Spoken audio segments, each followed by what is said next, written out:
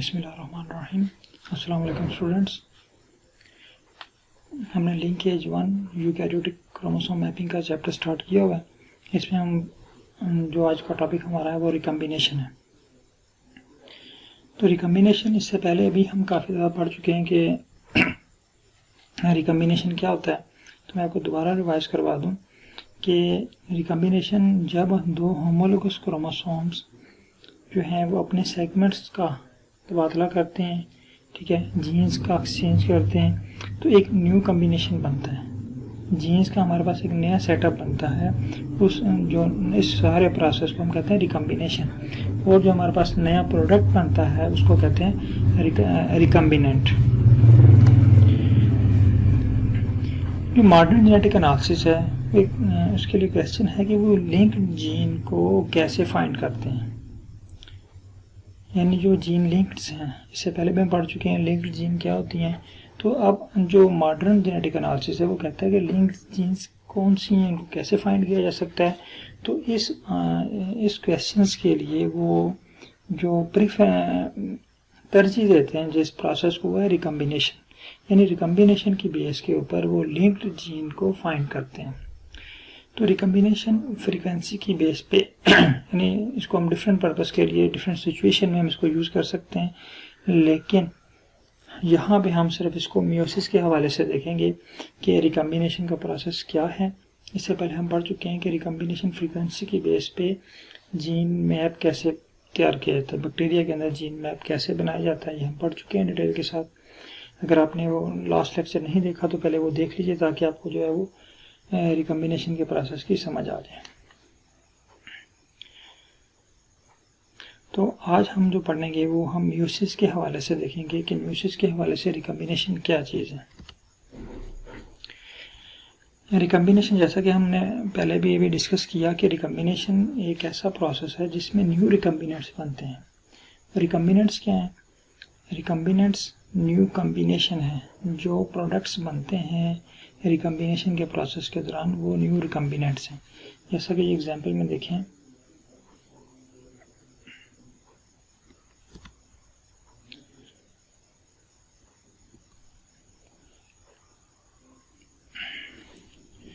ये हमारे पास एक एग्जांपल है। देखें, ये दो हमारे पास पेरेंट्स हैं, ये पेरेंटल एलील्स हैं। ये यहाँ पे ये कैपिटल ए और कैपिटल बी, कैपिटल ए और कैपिटल बी, यानी यहाँ पे ये डोमिनेंट है और दूसरी हमारे पास रिसेसिव एलील्स हैं। तो इनका जब न्यू कॉम्बिनेशन बनेगा तो ये हमारे पास देखिए मियोसिस के बाद, क्रॉसिंग ओवर के बाद ये हमारे पास ये पेरेंटल टाइप्स यानी ये जीन जो है ये पेरेंटल टाइप है, ठीक है, और ये जो हमारे पास कॉम्बिनेशन बना ये पेरेंटल टाइप है। लेकिन यहाँ पे ये दो नए कॉम्बिनेशन बन गए हैं, यानी ए और कैपिटल ए और स्मॉल बी, यानी ये दोनों जो है वो पेरेंटल सेल का कंबाइंड या कॉम्बिनेशन है, रिकम्बिनेंट है, ठीक है। तो इसमें एक जीन जो है वो कैपिटल है और एक स्मॉल है, यानी एक डोमिनेंट और एक रिसेसिव है। इसी तरह दूसरा जो रिकम्बिनेंट है इसमें एक जीन जो है वो स्मॉल है और दूसरी कैपिटल है। तो इसमें हमारे पास दो न्यू रिकम्बिनेंट बने। अब ये जो डेफिनेशन है रिकम्बिनेंट्स की, ये हमें ये बताती है कि ये हमारे पास इनपुट है, इनपुट और ये आउटपुट, ठीक है। जब हम इनपुट और आउटपुट को कंपेयर करते हैं तो ये हमें रिकम्बिनेशन के बारे में बताता है। हम रिकम्बिनेशन इजीली डिटेक्ट कर सकते हैं, इजीली फाइंड कर सकते हैं। कैसे फाइंड कर सकते हैं? इनपुट और आउटपुट को कंपेयर करके। यानी इनपुट में हमारे पास क्या थे, ये देखें, ए कैपिटल ए और कैपिटल बी, ये कैपिटल ए कैपिटल बी, इसका मतलब है यहाँ पे रिकम्बिनेशन नहीं है। फिर आगे हमारे पास जो है वो दूसरा स्मॉल ए स्मॉल बी, स्मॉल ए स्मॉल बी, ये भी जो है वो सेम है। इसका मतलब है यहाँ पे भी रिकम्बिनेशन नहीं है, ये भी पेरेंटल टाइप्स है। लेकिन नीचे जो आए तो यहाँ पे रिकम्बिनेशन हमारे पास है, यहाँ पे न्यू रिकम्बिनेंट्स बना हुआ है। तो यहाँ पे देखें, this definition make the important point that we detect recombinations by comparing the output genotypes of the meiosis and the parental input type. यानी इनपुट और आउटपुट हमारे पास जो है इसको हम कंपेयर करके रिकम्बिनेशन को फाइंड कर सकते हैं। हम देख सकते हैं कि इसके अंदर रिकम्बिनेशन है या नहीं है। अगर तो न्यू जो है वो कम्बिनेशन बने हैं पेरेंटल से हट के, यानी पेरेंटल जो हमारे पास सीक्वेंस है उससे हट के न्यू सीक्वेंस हमारे सामने आई है, तो इसका मतलब ये है कि वहाँ पे जो रिकम्बिनेशन का प्रोसेस हुआ है, अगर वहाँ पे वो जो सीक्वेंस है वो पेरेंटल टाइप है, जिस तरह के पेरेंट्स में यूज है सेम उसी तरह की सीक्वेंस है, तो इसका मतलब है यहाँ पे जो है वो कोई रिकम्बिनेशन का प्रोसेस नहीं हुआ। अब हम चूँकि डिस्कस कर रहे हैं कि म्यूसिस में रिकम्बिनेशन कैसे होती है, सारे प्रोसेस को डिस्कस करेंगे, तो इसमें दो टाइप्स जो मैंने, एक हैप्लॉइड लाइफ साइकिल में रिकम्बिनेशन और दूसरा डिप्लॉइड लाइफ साइकिल के दौरान जो म्यूटिक रिकम्बिनेशन होती है, ये बहुत ही इंपॉर्टेंट है। जो हैप्लॉइड लाइफ साइकिल के दौरान रिकम्बिनेशन होती है स्ट्रेट फॉरवर्ड होती है, ठीक है, यानी स्ट्रेट फॉरवर्ड मीन पे ये इजी होती है, जबकि जो दूसरी डिप्लॉइड लाइफ साइकिल ये थोड़ी कम्प्लेक्स होती है। अब जो हैप्लॉइड लाइफ साइकिल है, यानी जो फर्स्ट टाइप मैंने पढ़ी है, हैप्लॉइड लाइफ साइकिल की बेस पे जो रिकम्बिनेशन हो रही है, ठीक है, इसमें इनपुट और आउटपुट ये जीनोटाइप्स होते हैं, इनपुट और आउटपुट जीनोटाइप्स से देखें, यानी हमारे पास जो इनपुट और आउटपुट ये क्या होगी हमारे पास जीनोटाइप्स, ठीक है, एक इंडिविजुअल की जीनोटाइप, जबकि जो हमारे पास दूसरे हैं डिप्लॉइड लाइफ साइकिल, इसमें जो आउटपुट और इनपुट हमारे पास होगी, यानी इनपुट और आउटपुट ये हमारे पास क्या होंगे, ये गेमेट्स होंगे, यानी उसमें जीनोटाइप्स हमारे पास आएगी और दूसरे में गेमेट्स आएंगे। अब हमने एक जो है वो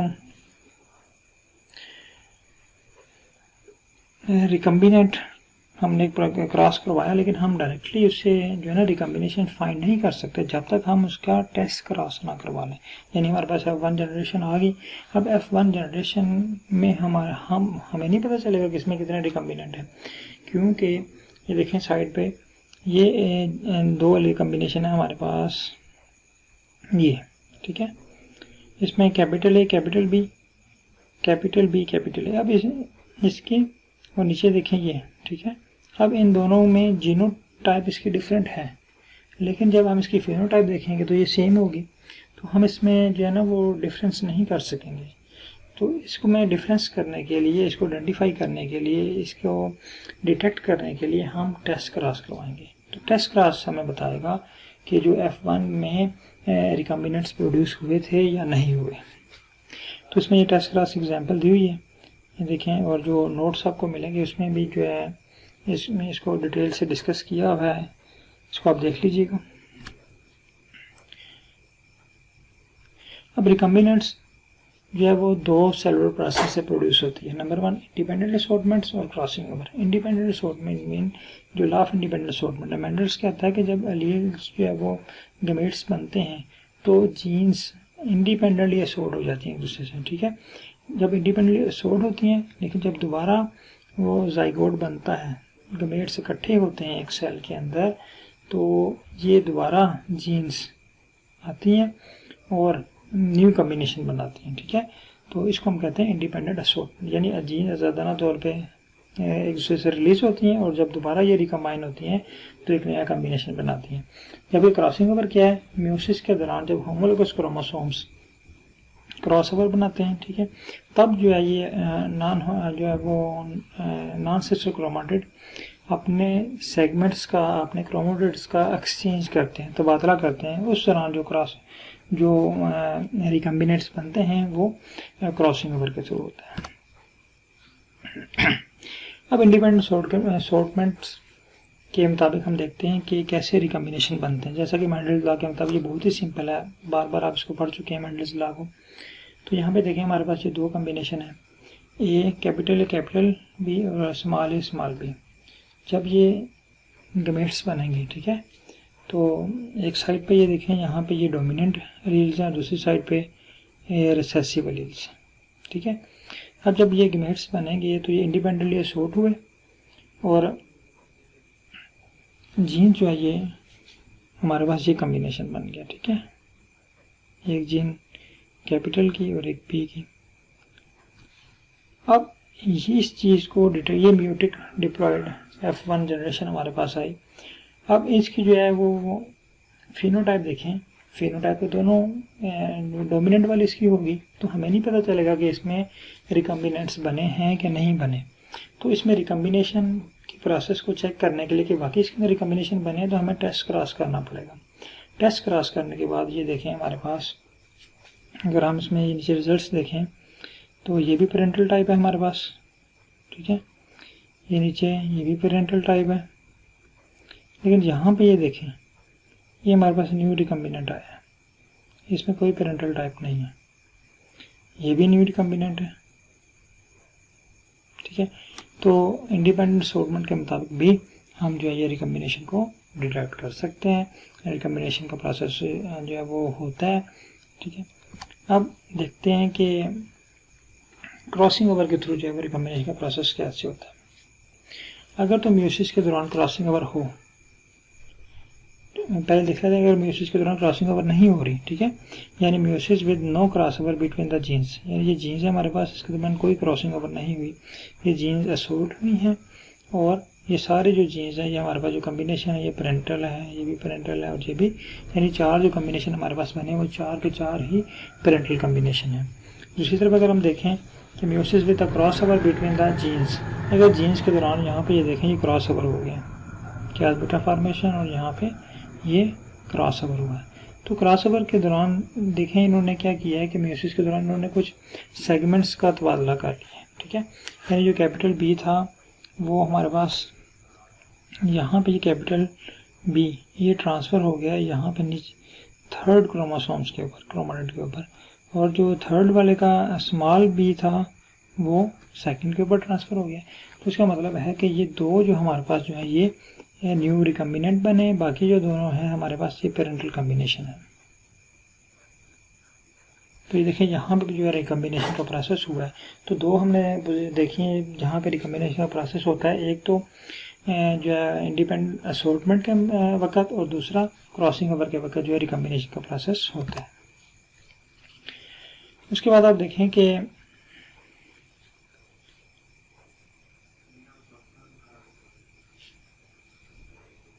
अब ये कहता है कि अगर for a genes close together on the same chromosome pair, अगर एक क्रोमोसोम्स की पेयर के ऊपर जीन्स क्लोज्ड हों, the physical linkage of the parental alleles combinations make independent assortment impossible. यानी ये अगर जीन लिंक्ड हों, सिंपल अल्फाज में अगर हम इसको देखें कि अगर ये कह रहे हैं कि अगर जीन्स जो हैं वो लिंक्ड हों, ठीक है, दो जीन्स लिंक्ड हैं वो इंडिपेंडेंटली असॉर्ट नहीं हो सकती, तो वो इतनी नज़दीक हैं, तो ये कहता है कि इंडिपेंडेंट असॉर्टमेंट इम्पॉसिबल होगा and hence produce recombinant frequency significantly lower than the 50%।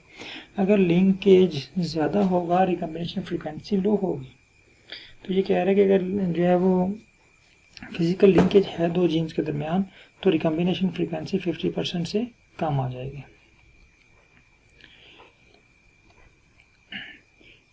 अब यहाँ पे जो हमारे पास जो इसका जो रिजल्ट्स आ रहे हैं इसमें देखें कि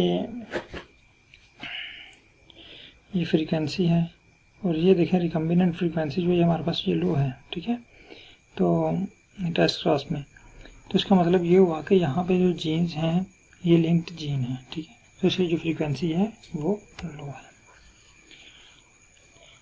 अब ये कह रहे हैं कि recombinant frequency significantly less than 50% show that the genes are linked. अगर जो रिकम्बिनेशन फ्रीक्वेंसी है वो 50% से कम है, इसका मतलब है वो जीन्स लिंक्ड हैं, वो जीन्स इंडिपेंडेंटली असॉर्ट नहीं हुई, ठीक है, क्रॉसिंग ओवर के दौरान वो जीन्स क्रॉस ओवर नहीं हुआ उनके दरमियान, ठीक है। तो a recombination frequency of 50% generally means that the genes are unlinked on separate chromosome. यानी अगर सिंपल अल्फाज में कि अगर रिकम्बिनेशन फ्रीक्वेंसी 50% है तो इसका मतलब है जीन्स अनलिंक्ड हैं, जीन्स में लिंक नहीं है। अगर 50% से कम है तो इसका मतलब है जीन जो है ये लिंक्ड है।